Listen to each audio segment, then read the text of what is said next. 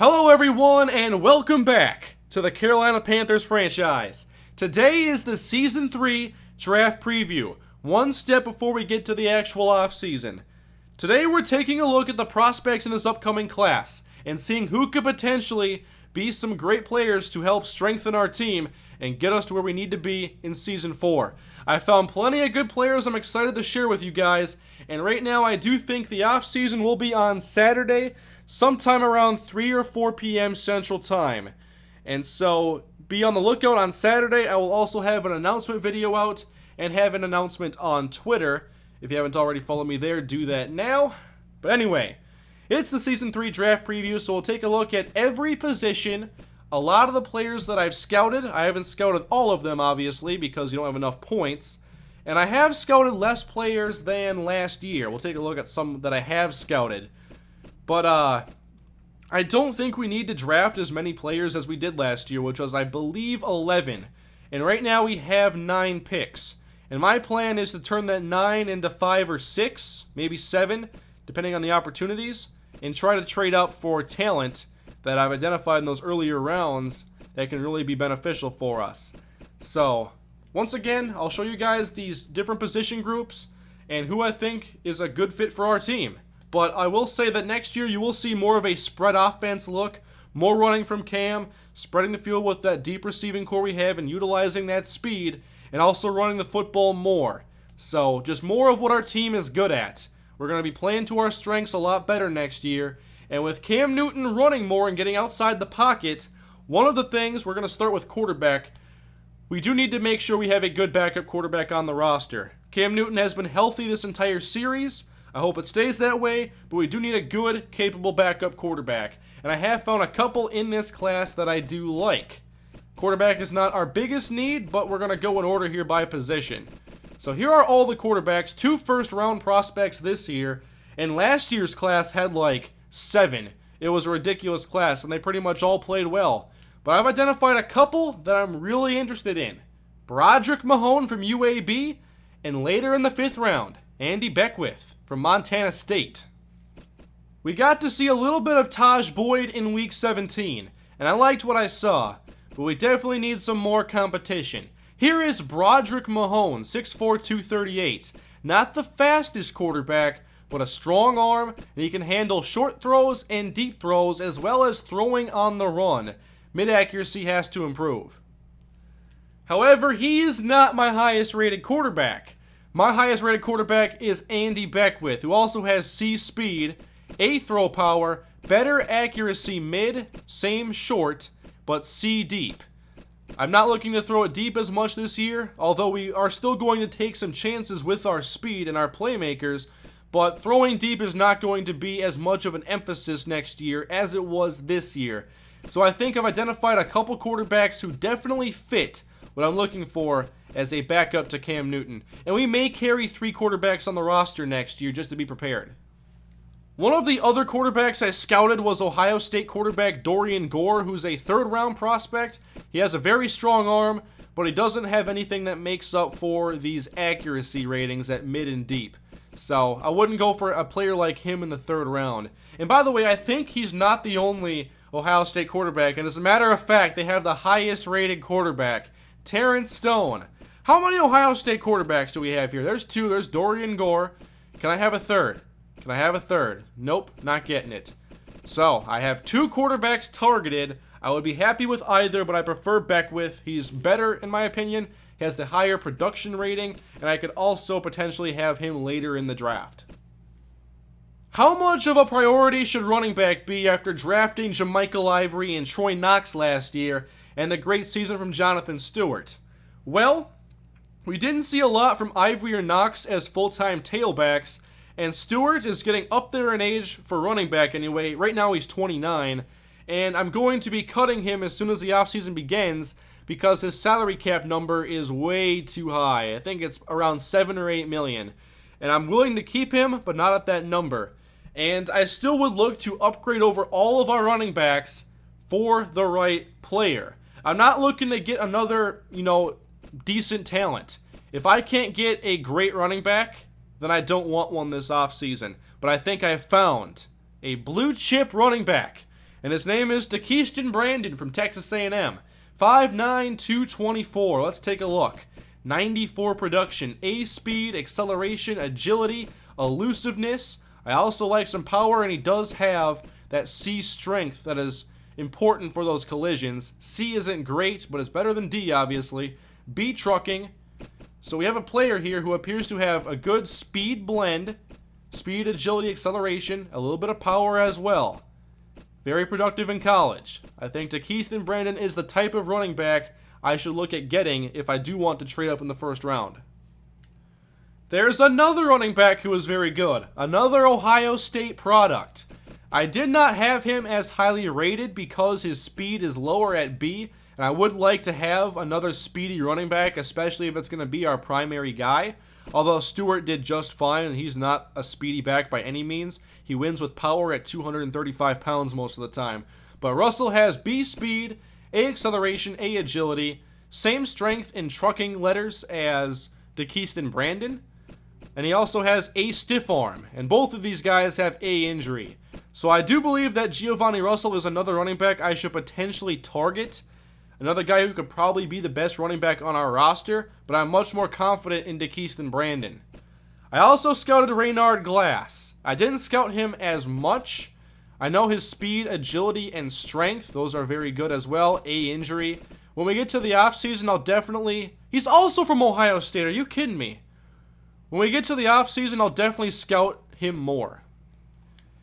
If we don't end up keeping Jonathan Stewart, I do want another power back. Enter Trayshawn Kelly, 5'9", 246. B speed, B strength, and B trucking. I believe he would offer a similar skill set to Jonathan Stewart, but I also signed Harvey Hurst. I know you guys haven't seen him in the series. I signed him before week 17. I was going to sign him after season 2, but the Cardinals got him first. Later they cut him and it was too late. I had my running back set. I was happy with them, and now I have Hurst. But I could also think about Trayshawn Kelly if I want to go for a power back in perhaps the second round.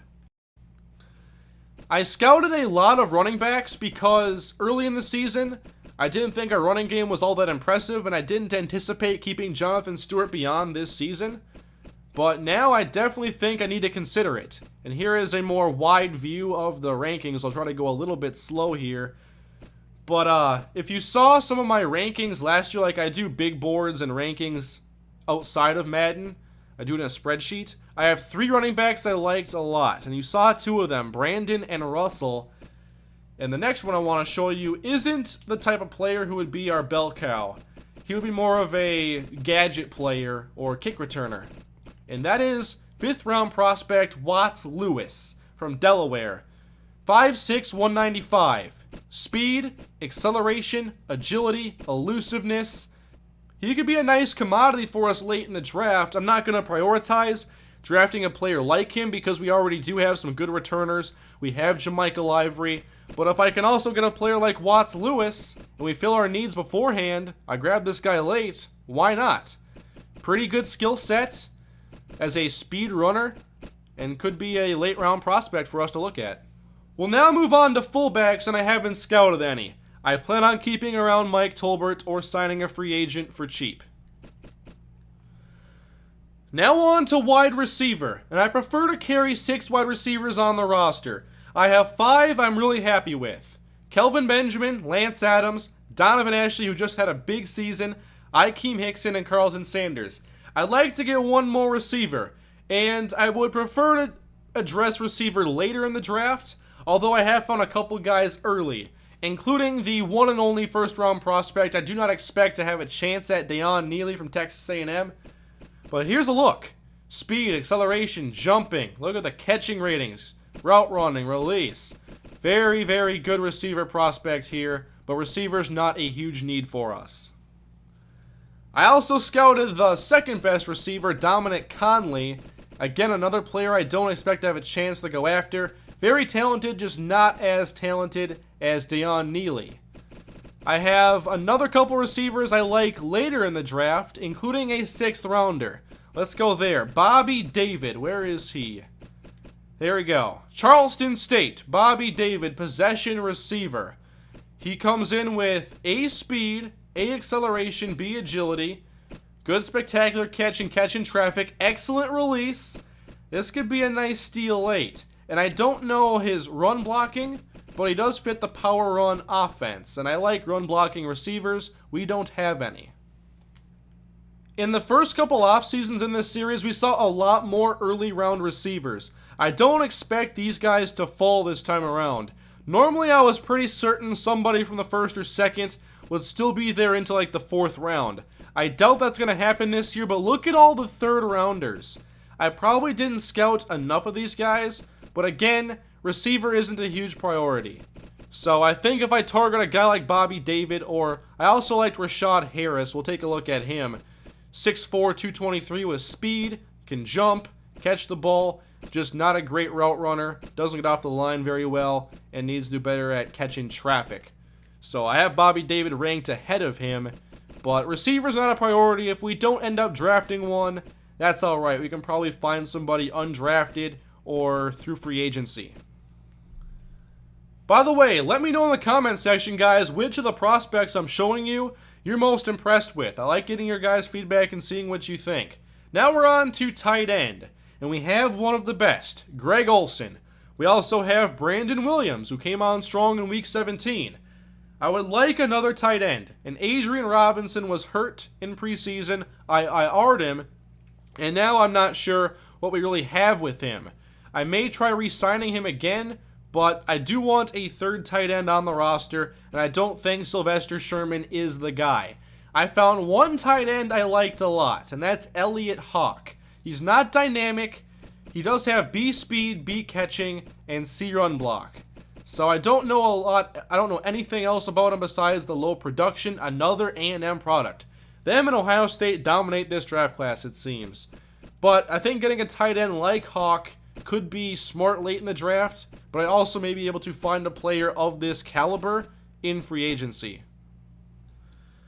I also scouted Henry McKnight, who would be a decent value for somebody late with his speed, C catching, and C run blocking, but I don't expect to aggressively go after tight ends. I didn't scout the early ones because I wouldn't probably want to draft one that early. We already have enough receivers. You can't have everybody on the field at once.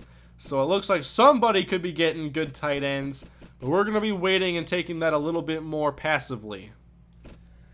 Now the offensive line section here is going to go really fast. I have spent a lot of picks in this series on the offensive line. Olin Greco in Season 1, or after Season 1, and 3 players last year. Now, Ryan Khalil is a free agent, so I've done my due diligence when it comes to centers. But I don't know much about the other linemen. I have looked around because at first I wasn't sure what position I want to target early, so I just looked at all of them, including a left tackle. And I found a good prospect here, Sebastian Boswell, but I'm not going to be aggressively pursuing a tackle that early. We now have needs we should address beforehand. I'm also happy with Olin Greco, so replacing him isn't a big deal. I was more concerned about a backup, but I did sign Cyrus Kwanjo, and I think he can be our swing tackle backup. I only scouted one other tackle, left tackle that is, and that's Bert Spriggs, who has A pass block, B run block, and C impact. 3rd rounder, I still wouldn't want to go for a left tackle that early, even if he's from Minnesota. But overall, this is a great left tackle class. 5 in the first 17 players are left tackles, and a bunch in the 3rd round as well. So I like when there's a surplus at positions we don't really need. Left guard, I scouted nobody, and it's a weaker group this year. Only 1 rated in the first 3 rounds. Don't know much about them. I'll get to center in a second. We'll go to right guard. I did scout Travis Boswell. I would like perhaps a backup guard, although I do have Kyle Long on the roster, just looking around. A pass block, B run block, C impact. Would not be a bad backup, but he is another 3rd round prospect. And again, these interior linemen, there's just not a lot in the early rounds. At right tackle, it's not as strong as left tackle. Only 3 in the first 6 rounds. I did find one who was a decent option, but he's not better than Cyrus Kwanjo, and that's Matthew Rosemond, who has C pass, B run, and B impact. So probably not a player I'm going to target. If I can keep Kwanjo for next year, I'll be very happy about that. Now we'll wrap up offense with centers. Ryan Khalil could demand a price that I don't want to spend. Not over Charles Johnson and Starla Tulele anyway. So I could look into drafting a center, but the ones I found that I liked, actually no, I did find one in the 4th round that I liked, and we'll take a look in a sec. I did scout Riley Brock from Michigan State. He comes in with B impact, B pass, and A run block. The other one I found is a 4th rounder, and that's Jacoby Kendricks from Marshall, a player I'm definitely going to be targeting if I don't keep Ryan Khalil. A pass block, B run block, and C impact. He would likely be a day 1 starter, so I would need to do some game prep on him to raise this impact and awareness, but he does have the pass and run block you look for. On paper, this center class looks pretty good, but I didn't find that many I was impressed with. I always look for B pass block and B run block as kind of the benchmark for how I determine how good these prospects are, and a lot of these guys can't pass block. Look at all the C's. It's a run blocking class, it appears, but I did find a couple who can also protect the quarterback. And now we move on to defense. We have a very strong defensive line. First in the league in sacks by a long shot. Although I'm always looking to improve depth in our rotation. There aren't a lot of good left ends, and Charles Johnson is our free agent this year. And if I did end up losing him, I would likely move Coney Ely to left end because he's another bigger end who can stop the run and would play well on the strong side. And for left ends, I did find one I liked, and that's Khaled Hubbard, 3-4 run stopper. I would slide him inside to defensive tackle at that size, 6'6", 329. But B strength, A power, C block shedding. Nice player to work with here if you can get him in the 4th or 5th round. But I don't know a lot about these other players. And the other ones here, they didn't stand out to me enough to think about taking them that early. Here's a B power move, C block shedding. Block shedding is very important. And the intangibles aren't all that high either. I'm better off working with the guys I already have on the roster if they have low intangibles. Martez Henry was a nice find for us in the 7th round last year. And I have scouted a few more right ends this time around. Only 3, however. Didn't find any I was all that impressed with. The best one was Quan Carey with B speed, B finesse, B power, C block shed. It's just these intangibles are down. And you may be able to work with a player like this. This is actually a pretty good prospect. But he is a 2nd round prospect, and I probably wouldn't address it this early unless it was a blue chip player. Now defensive tackle. We have kept K1 short. We have Devin Still. Dwan Edwards is a veteran. And Starla Tulele is still a pending free agent. So if I was to lose Star, I had to be as prepared as possible. Derwin Hubbard. I found him. 6'1", 279. A strength. A power. B block shed, C awareness, and D player recognition. I have a top 10 players out of all the players I scouted. Derwin Hubbard is ranked 4th on my board when it comes to just overall ranking. So if I do need to replace Star, I think I found a player who can step in and start. But I don't want to replace Star. If we wait around for a defensive tackle or just want to improve our depth, there's Tommy Donaldson from Washington. Another player I rated pretty highly. B strength, B power, and B block shed. Very important ratings. The intangibles have to get better, but they're not an F. So there is something to work with here, and I probably wouldn't ask him to start. So it would be a good rotation guy. Defensive tackle is a priority for me, whether it's going to be replacing Star or just improving our depth, because I don't plan on keeping Dwan Edwards around. I signed him last year because I just needed somebody when we got to the season, and I was at least familiar with him, and we've had him on the team before. So I would like to get somebody younger that can rotate in along with Devin Still. Now we are on to linebacker, and there are still some pass rushers here to look at. I scouted some of the best players rated because I'm willing to be aggressive in this draft for the right talent. And actually, Shaquille Minor and Mario Garcia didn't even get that high of grades from me. I think they're overrated. Shaquille Minor from USC, B speed, B strength, but not offering me a lot else. No power moves, finesse moves, those are a C. D block shedding. He got some strength and speed, but he still needs to be a lot more developed. And then Mario Garcia from FSU.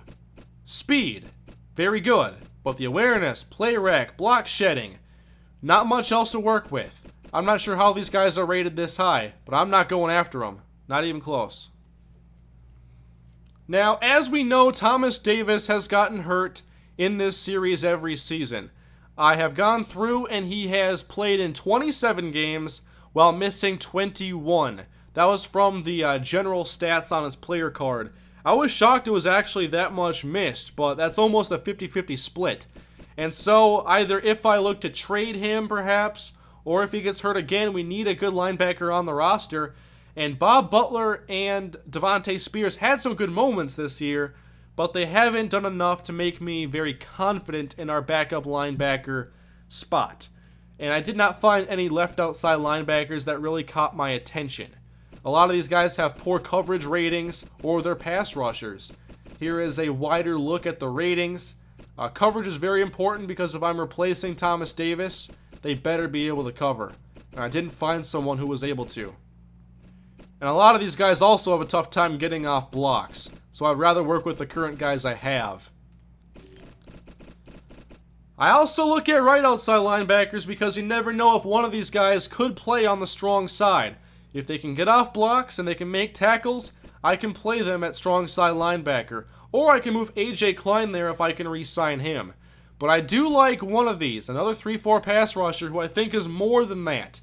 As you see, hybrid defense for John Dawkins from LSU. One of the highest rated players on my board. He is actually rated 8th. He has A speed, B strength, A pursuit, B block shedding, C zone, D man. So he's an upgrade over Bob Butler, but he's still not dependable in coverage. I'm not sure I could afford to go after a player like Dawkins very high, just because of the coverage. I scouted the coverage ratings on some, and I found a lot of bad man coverage, so we'll go through.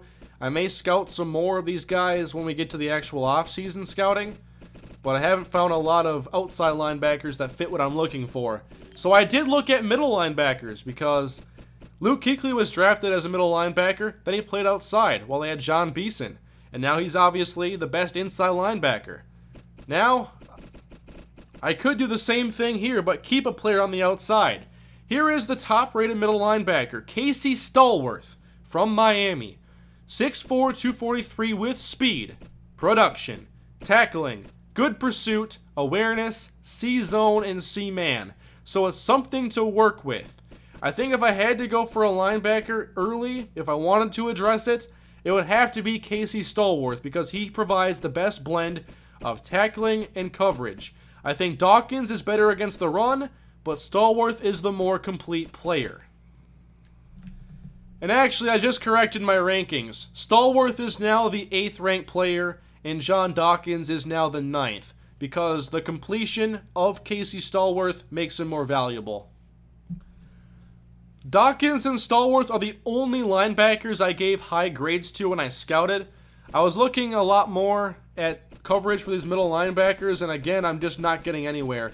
If all I find is a run stopper, I'm not interested. I have that. I'm looking for somebody who can easily outperform the guys on our roster if we don't have Thomas Davis in the lineup. So overall, I'd say these linebackers are kind of disappointing. I think a lot of teams are going to end up with pass rushers that are really overrated. I could scout a few more of them to find maybe some more good talent, but from what I've scouted so far, I'm not impressed. Luckily, I don't think linebacker is a glaring need unless we do have to get a starter instead of Thomas Davis. Now we'll take a look at cornerbacks. Cornerback was among my highest priority last year, and we definitely found a couple good ones with Emilio Benjamin and Malik Carpenter. Cornerback is not as high of a priority this year, although we could improve our depth. Third rounder Devon Roseman is my favorite, and I've only scouted 3 corners. Roseman is 5'10", 198, speed, production, nice agility, A-man coverage. I find this right here, that's going to definitely catch my interest. A-speed, A-man coverage. If we can get another guy who's fast and can cover, who knows? He could crack the starting lineup. I do think I should look more at the corners in this class. I looked at the top one, but I saw C-man coverage and walked away. But if we can find another good corner, perhaps we have another guy who can compete for a starting spot or at least contribute in our dime package, perhaps. So I'll likely look more at these later prospects that I really don't know anything about. Now we are on to safety. This year our tandem was free safety Melvin White after being converted from cornerback, and Trey Boston, who is now a starter and a pretty solid one. I still think we have potential to improve at free safety with the right players. And I want to talk about a strong safety first. Tamarcus Fitzgerald has been one of my favorite players in this entire class. He's had the draft stories. And look at the ratings. Speed. That's what our secondary lacks. He has speed. He also has the size at 6'3", 191. Speed, jumping, agility. The C zone coverage is odd, especially when paired with B man coverage. So the zone would need some work. He does have A hit power as well. C tackling, D block shed. But here it says he's not a big hitter. I'm not sure how you can not be a big hitter with A hit power. But nonetheless, he is one of the blue chip prospects that I've found. Extremely talented and would definitely be an upgrade for us, but he is among the highest rated players overall, so it would be a hefty price to trade up that high in the draft. Now we'll go back to free safety, and here is my second rated safety. By the way, if I did have Tamarcus Fitzgerald, he would play free safety, and I would potentially have two guys who could both play in the box, but Fitzgerald would have better range, most likely with that A speed. I want to show you guys Farrell Dunn from Miami. He is a second-round prospect, and he's not as good as Fitzgerald.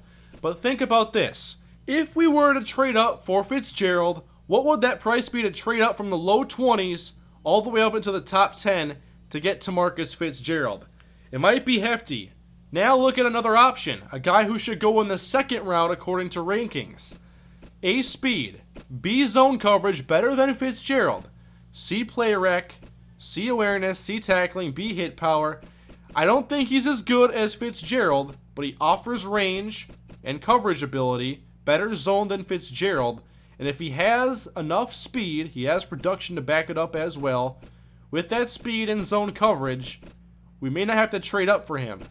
And so we could have another upgrade at safety and have more picks to use. So it's something I have to definitely think about as we approach the draft.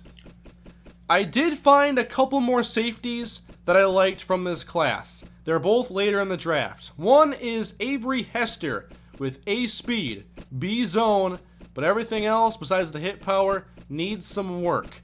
And I'm looking, if I'm getting a safety, I want it to be a guy who can start. The other one is a strong safety, Damar Bostic.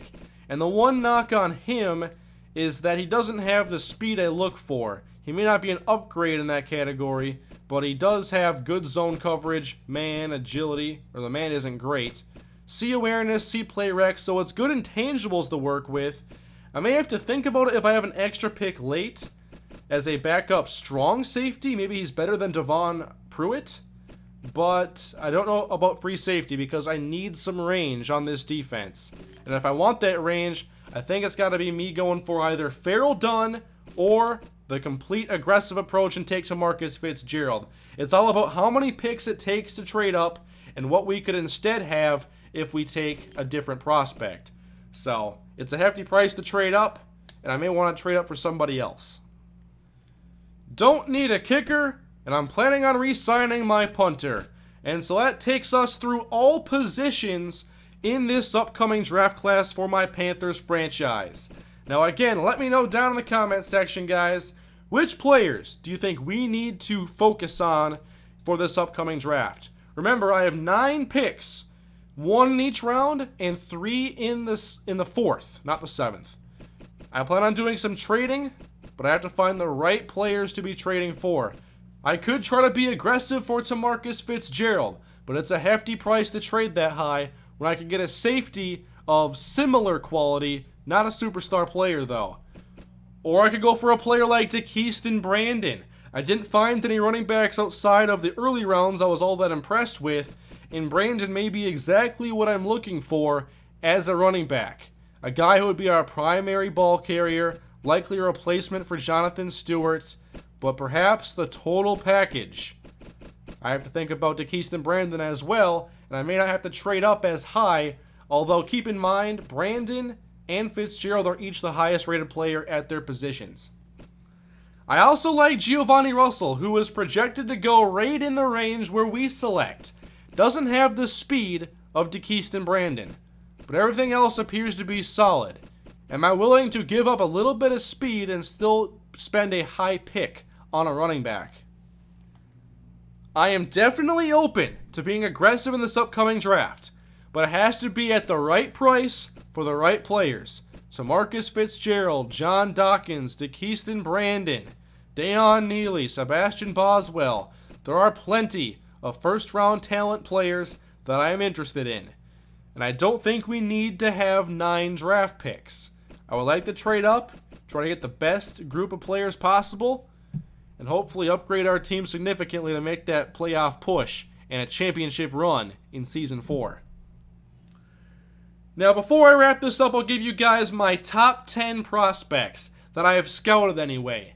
And number 1 is Marcus Fitzgerald. The production, speed, size, everything here besides the zone coverage makes me very excited about this player. And he could be exactly what this defense needs. Second is DeKeeston Brandon. I have him and Fitzgerald as both blue chip prospects.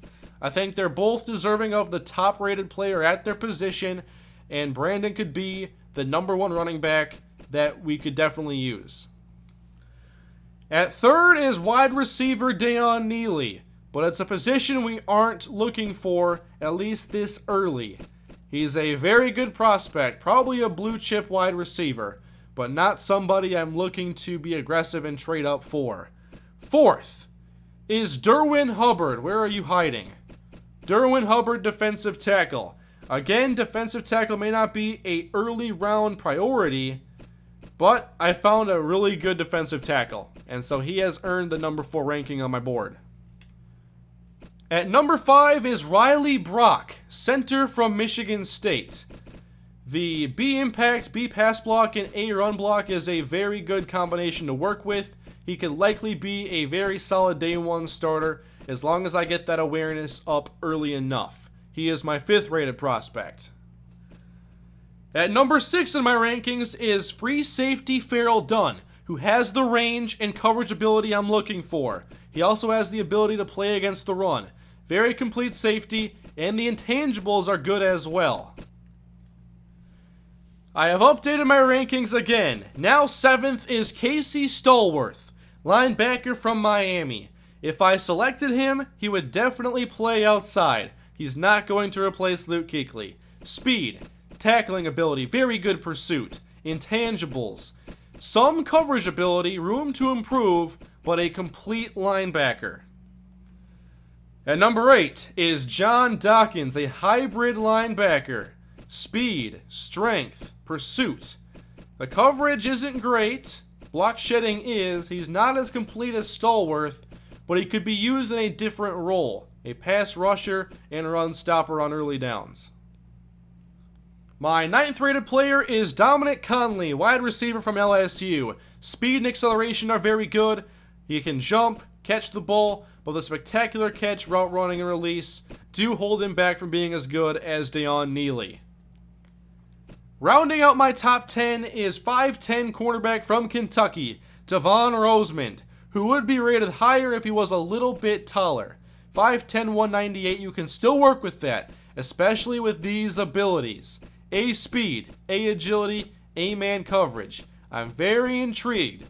The intangibles have to get better, but if they do, I think you have a pretty solid cornerback right here. Maybe even another nickel cornerback for us. And so, you guys have seen the players in this upcoming class. You know that center could be a priority for us, as Ryan Khalil may not be re-signed. I could franchise tag Star Lotulelei, but I still have to re-sign Charles Johnson. Could Thomas Davis be on the trading block? There could be some shakeup on this roster, And right now I have 9 picks to work with. We'll have to see how free agency goes, and that'll set up the draft. But we know the best players in this class, and we definitely know that there are impact players that can help us take our team to the next level in Season 4. One more time, guys, let me know in the comments section which players you think we should focus on drafting in this upcoming draft. And leave a like if you enjoyed the video. Subscribe for more Panthers franchise to come, and I'll see you guys in the offseason on Saturday. Announcement will come earlier on Saturday, probably late morning, early afternoon, and I'll see you guys then. Have a great day.